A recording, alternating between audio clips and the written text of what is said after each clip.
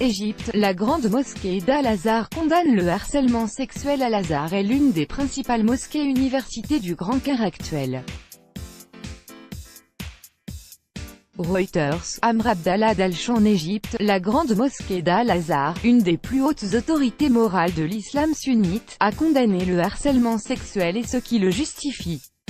Dans son communiqué, Al-Azhar précise que l'habit ou le comportement de la femme ne doit en aucun cas justifier un tel acte.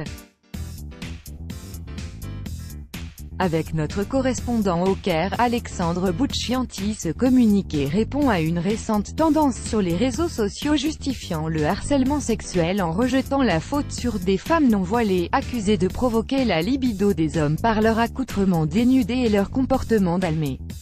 Un discours que certains prêcheurs salafistes justifiaient religieusement. La goutte d'eau qui a fait déborder le vase a été un hashtag appelant à couvrir de honte les dévergondés en publiant leurs photos accompagnées d'un geste obscène du doigt.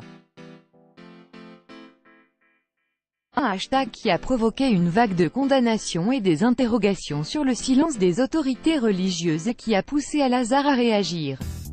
3 femmes sur 5 victimes de harcèlement depuis 2014, une loi inflige une peine de prison à quiconque est condamné pour harcèlement, par parole ou par action. Une brigade anti-harcèlement a même été créée pour juguler ce qui était devenu un phénomène de société.